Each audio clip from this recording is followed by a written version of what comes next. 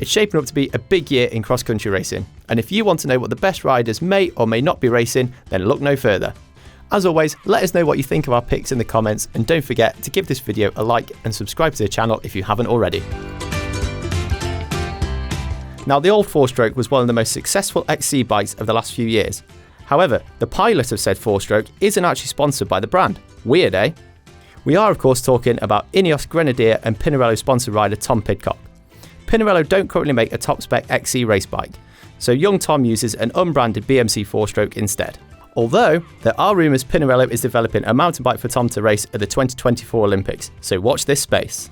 BMC have also launched their own factory team for 2023. The eagle-eyed among you might have noticed the factory team bikes are equipped with Olin suspension. Could we see them branch out into lightweight XC forks and shocks this year? Anyway, we digress. Let's get back to the all-new Fourstroke. The most obvious change has to be to the suspension layout, the shock now sitting horizontally underneath the top tube rather than vertically. But perhaps the most interesting feature of the bike is the new auto drop dropper post. It's available on the top spec Fourstroke 01 range of bikes. The auto drop allows you to drop the post automatically without sitting on the saddle to lower it. What's the benefit of that? BMC claim this will help top racers by allowing them to stay on the pedals right up until a descent. Not having to sit down may only save you fractions of a second each time, but multiply that over an XC race and those fractions could start to add up. Finally, as you'd expect, it's had the longer, lower and slacker treatment, with a 66.5 degree head angle plus a 76.7 degree effective seat angle. Want to know more? Then check the link to our full BikeRadar article in the video description and check back for a full review soon. Next up, we have a new Scott. And no, it's not their world famous full suspension model, the Spark. Instead, feast your eyes upon the new Scott scale hardtail. Before we get into the juicy details, it's worth mentioning that the previous 29er scale frame set had one of the longest product life cycles we can think of. We first reported on it way back in 2016, and it was still in circulation up until 2022. In the ever-evolving world of mountain bikes, that's a seriously long time. So the new scale has big shoes to fill if it's going to last as long as the outgoing model. As you'd expect, Scott has managed to make the frame set lighter across all carbon variants of the frame.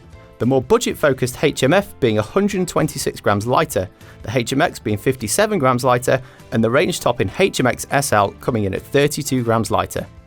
In terms of geometry, Scott says it is focused on making the scale competitive on a range of courses. So while it has been made slacker, it doesn't sit at the extreme end of the spectrum, with a 67.9 degree head angle.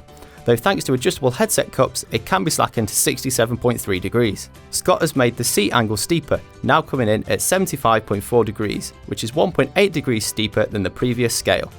It will be available for a range of budgets, starting at £2,999 for the most affordable option. And the top spec RCSL? We hope you're sitting down for this. It will cost a penny shy of £14,000. Yikes.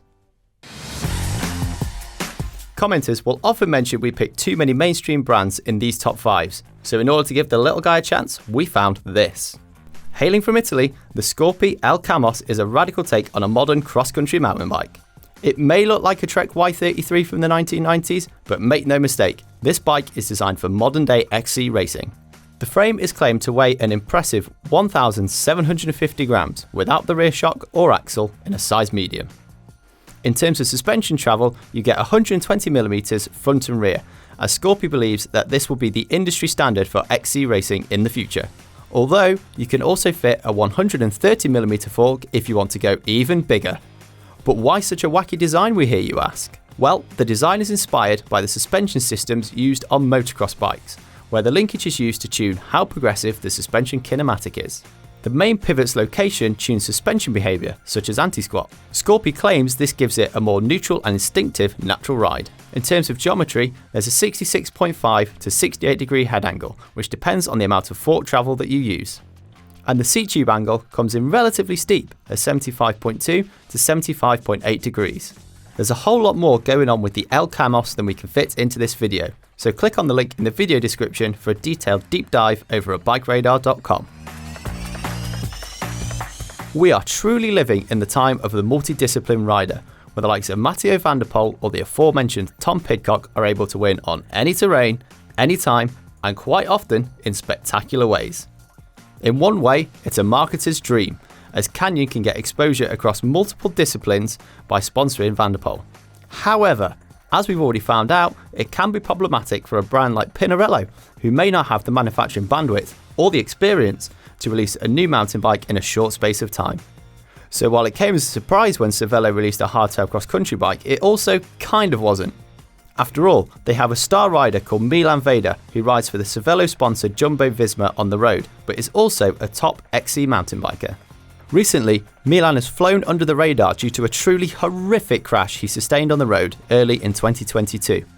However, Milan is now back racing and will be aiming for the 2024 XC Olympics alongside his goals on the road. And don't forget Cervélo-sponsored Marianne Vos. She's won before on a mountain bike, and who knows what the Dutch phenom has planned for 2023. This brings us back to the ZHT-5.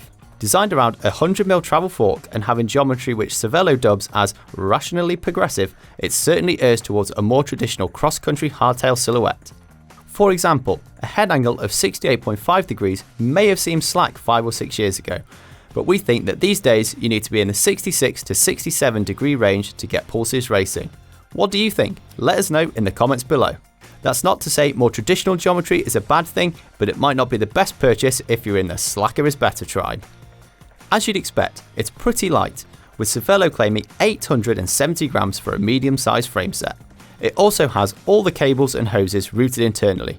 Cue home mechanics slapping themselves on their heads.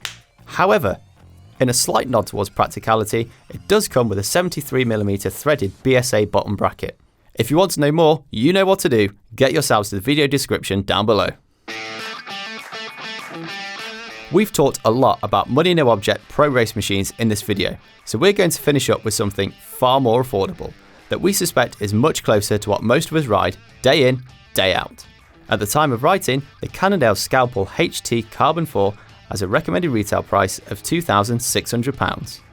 Or, to put it into language that we can all understand, you can buy 5.38 Scalpel HT Carbon 4s for the price of one Scott Scale RC SL. Jokes aside, Cannondale obviously do their own top spec version of the Scalpel, but for this video, we're more interested in the Carbon 4. It features a carbon frame, RockShox SID SL fork, Shimano parts, and a variety of Cannondale branded components to finish off the build. Geometry sits on the more progressive side of things, with a 67 degree head angle and a 74.6 degree seat tube angle in a size large. That being said, if you'd like to slacken things further, you can fit a 110mm travel fork, which would change the head angle to 66.5 degrees. Finally, it's worth noting that the Scalpel HT features bang-on trend drop seat stays, which should help to add some comfort and compliance when things get rough. If you've made it to the end, then well done, you get 100 gold stars from your good friends here at BikeRadar. If you want even more gold stars, then don't forget to leave us a comment below. We really do read all of them, and we especially like the really funny ones. Finally, give this video a thumbs up and don't forget to subscribe if you haven't already. Bye!